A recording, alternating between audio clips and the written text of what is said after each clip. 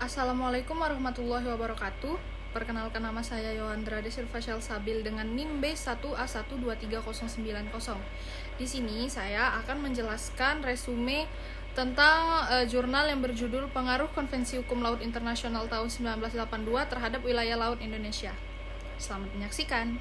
Baik, yang pertama, Indonesia sebagai negara kepulauan dan pentingnya laut. Indonesia adalah negara kepulauan yang terletak di antara dua benua, yaitu benua Australia dan Asia, dengan wilayah yang sering disebut sebagai Nusantara. Sebagai negara yang terdiri dari ribuan pulau, 2/3 wilayah Indonesia adalah lautan, yang mencakup laut pedalaman dan laut luaran. Laut memiliki peranan penting bagi Indonesia, baik dari sisi ekonomi, budaya, dan pertahanan.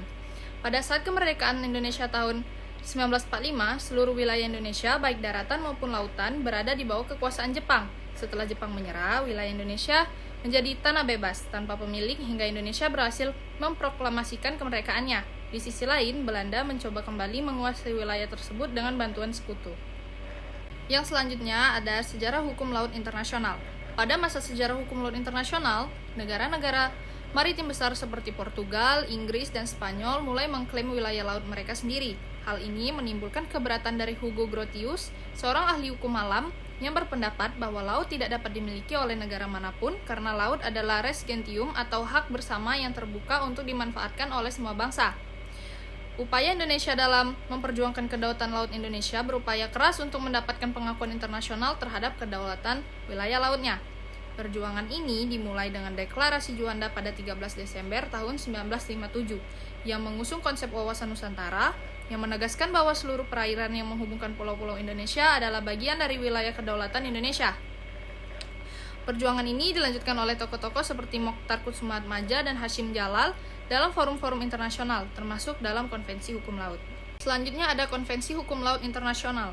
Pada tahun 1958, terdapat 4 konvensi Jenewa yang mengatur soal laut teritorial, zona ekonomi eksklusif, perikanan, dan landas kontinen. Meskipun konvensi-konvensi tersebut dianggap cukup untuk mengatur aktivitas di laut masa itu, masih ada kekurangan yang menunjukkan kebutuhan mendesak untuk aturan yang lebih komprehensif mengenai yurisdiksi wilayah laut negara. Lalu selanjutnya ada Konferensi Hukum Laut dan Perjuangan Indonesia dalam Hukum Laut Internasional. Konferensi Hukum Laut yang diadakan di Jenewa pada tahun 1958 berdasarkan resolusi Majelis Umum PBB, bertujuan untuk membahas hukum laut secara komprehensif, mencakup aspek hukum, teknologi, biologi, ekonomi, dan politik. Konferensi ini menghasilkan beberapa konvensi penting, seperti tentang laut teritorial, laut lepas, dan landas kontinen.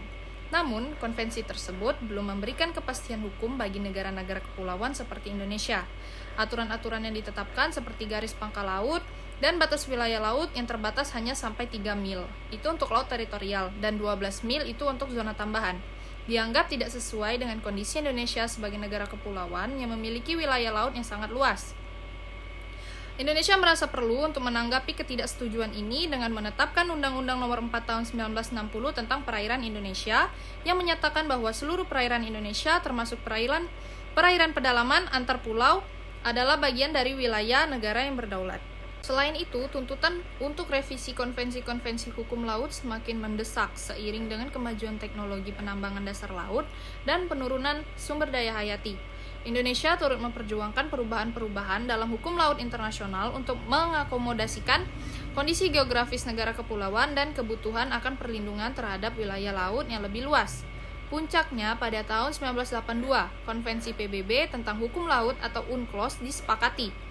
UNCLOS membagi laut ke dalam zona maritim yang berada di bawah yurisdiksi negara dan yang berada di luar yurisdiksi negara.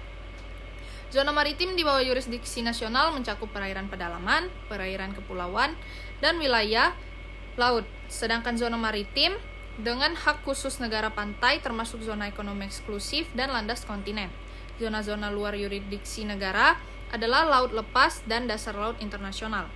Dengan UNCLOS tahun 1982, Indonesia memperoleh pengakuan terhadap perairan kepulauan sebagai bagian dari wilayah kedaulatan Indonesia yang memberikan kepastian hukum terkait kedaulatan laut dan sumber daya alam Indonesia.